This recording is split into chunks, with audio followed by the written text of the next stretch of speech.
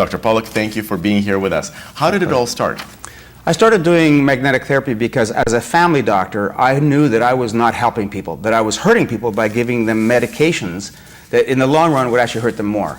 And so I started studying other types of techniques of helping people, like acupuncture and homeopathy and natural medicine, energy medicine, and eventually began to use magnetic therapies. And the more I used them, the more amazed I became at how effective they were. And I essentially stopped using a whole lot of other therapies because these were so effective.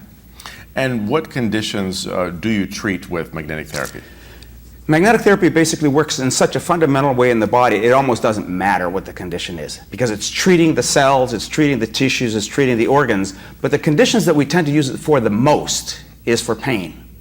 And pain is extremely common in the United States and Canada. Well, I know that some medical experts estimate that some 50 million people in the US and Canada suffer from chronic pain. So what are the traditional ways of addressing this pain? Most doctors would prescribe medications, would do injections, would do procedures. In other words, they cut into the body, so they do surgical procedures. There's a whole host of what we call basically invasive techniques. And the medications, unfortunately, are not what we call innocuous. They have risk. In fact, a lot of people die from medications for pain management. 16,000 people a year die from using ibuprofen-like medications. A year. 16,000 people die a year just for their pain management. So we have to find a better alternative. That's a stupid idea. So what types of magnetic therapies are there?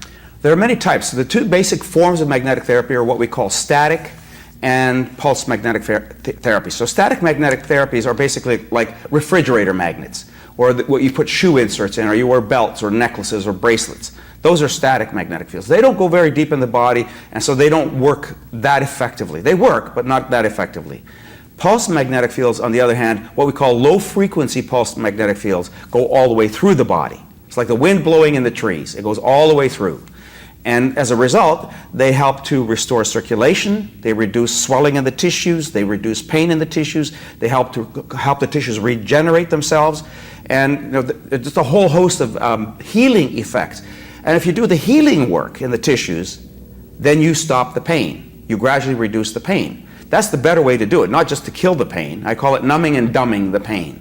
Let's help the body to heal itself, and the pain will get better anyway. Well, right, because pain is an indicator of something being wrong in the body. So if you just treat the pain, you basically ignore the symptoms of the real problem. So what you're saying is that you're dealing with the actual problem. Using painkillers or the procedures is basically a Band-Aid. Mm-hmm. Right? Whereas this actually helps to heal the tissues. So we have the chance over a long period of time of use, home use with magnetic therapies, you have the chance of healing the tissues. And not just the pain, because often what I find is that people will have a pain problem, but then they apply it to their shoulder and something else that was wrong with their shoulder will get better. Or they put it over their abdomen and the liver got better. Or they put it over their heart or a headache, etc. So many, because again, it's operating at so many different levels. It's not just what you chose it for.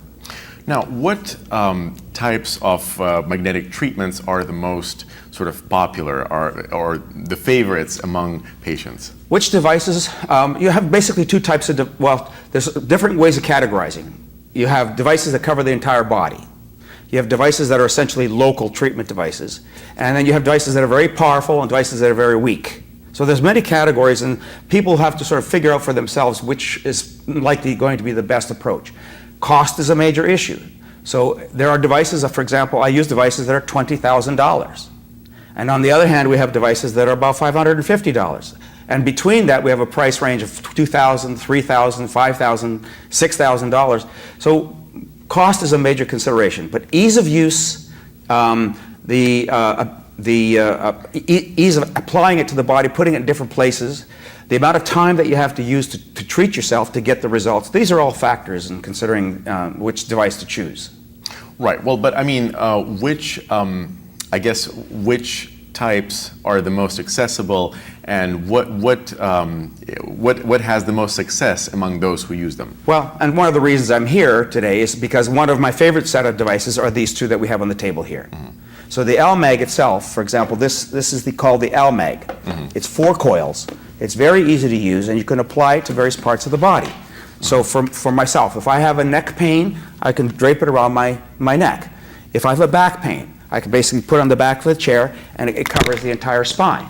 So if my hips are bothering me, I can put it in the front or put it on the chair, and I take care of my hips. My knees, I can just put it over my knees. So I can locate it in different places. It's easy to use. Runs, just plug it into the wall, and it just runs, basically for like 15 minutes, and you can just keep recycling it. And how do you know how, basically, without the benefit of a doctor being there with you, how do you know how to use it and not to overuse it, not to hold it too long, too short? How do you know these things? Well, fortunately, if you're getting it through drpollock.com, then we often advise people on how to use this. There's a really good manual that comes with this. It's written in Russian and in English. So that manual is pretty self-explanatory. It's virtually impossible to do any harm to yourself because the intensity, while it's reasonably high, you really can't hurt yourself.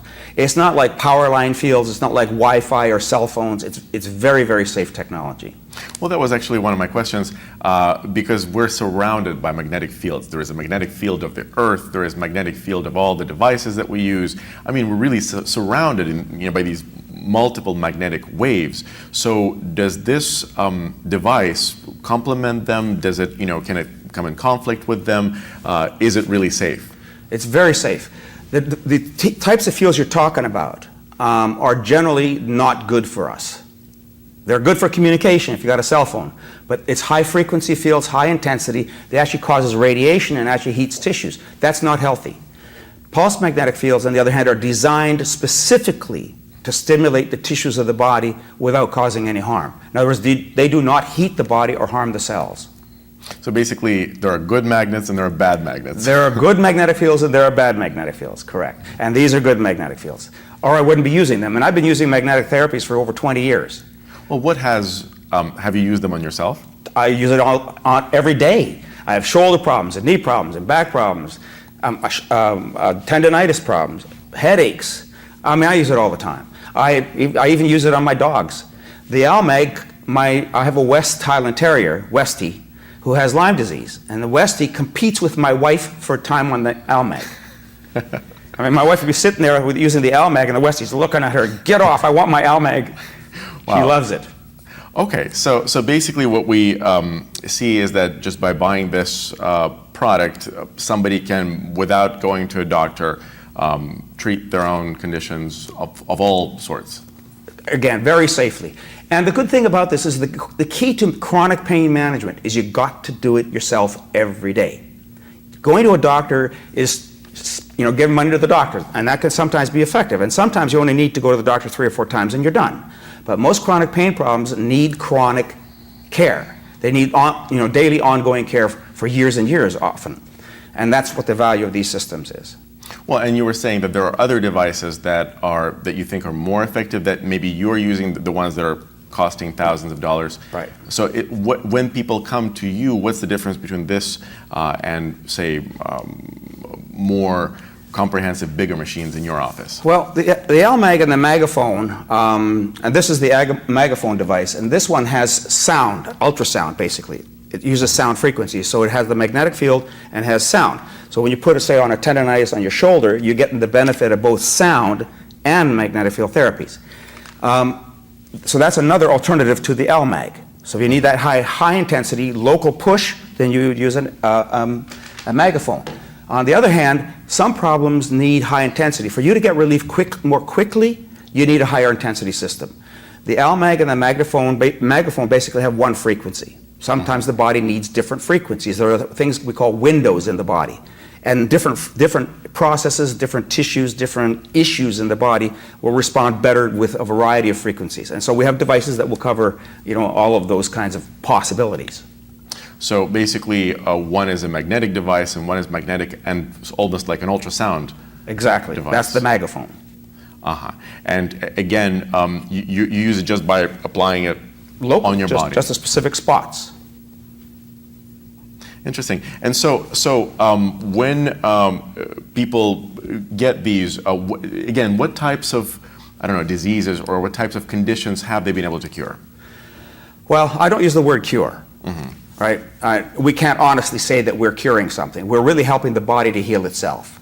So pain is clearly an issue. So you have arthritis, You have spinal stenosis or back pain. You have a neck pain. You have tendinitis, fractures. Actually, my wife broke a toe, and the toe was bent out. I put magnets on the toe, and within 3 or 4 days, she was walking in regular shoes again. Normally, it would take 2 to 3 weeks at least for her to be able to do that. So, Lyme disease is a good example. You had aches and pains all over the place, and what you do is you help medications and you help herbs and supplements and even nutrition work better in the tissues by exposing the tissues to the magnetic fields.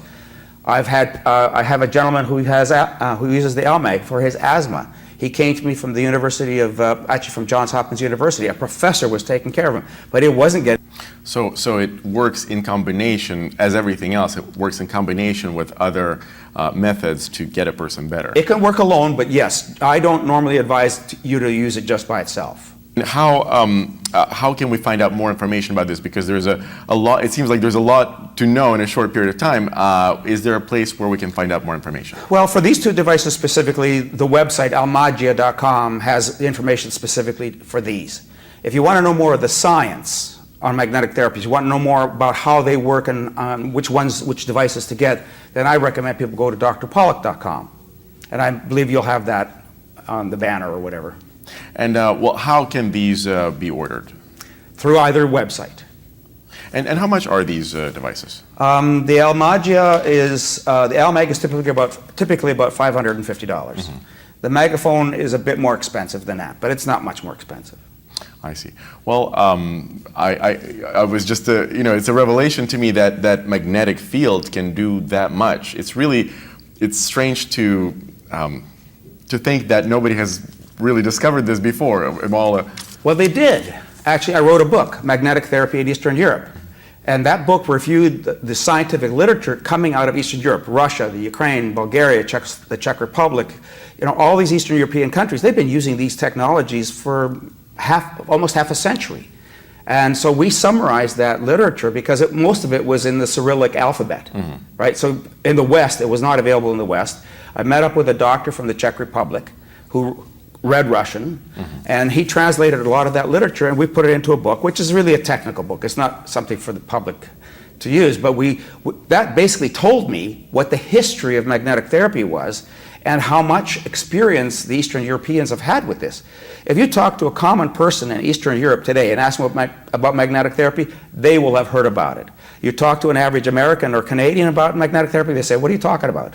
Why do you think in a country like the US that is so obsessed with health and with healthy lifestyle, such an amazing sort of therapy and device is just not so well known? Well, that was a question that we dealt with on Dr. Oz. I was on the Dr. Oz show talking about these kinds of things, and Dr. Oz made that point very clearly. So your doctor doesn't know about it. He actually prepared a sheet for people to give to their doctors so they could get permission from their doctors to be able to use the technologies. But the problem is the doctors just don't know about it. They don't know about it for several reasons. Number one, it's not part of established medicine. So it's considered fringe, even though there's good science. We use MRIs, we use FDA-approved devices for healing bones. There are devices that are approved by the government, and doctors do use them. But when you go outside the normal sort of parameters of what's approved by insurance companies and the government, now people sort of freeze at that point, but they don't understand the reason it works. And if you don't understand the reason, then you are limited in how you would use it. So that's why the primary reason is that they just don't know. There's always also the possibility of arrogance. And for some doctors, it's a bad idea because it takes money out of their pocket. Well, it seems like it's a good idea for people to sometimes take their own health in their own hands. So I hope that more people find out about your therapies and benefit from them. Thank you.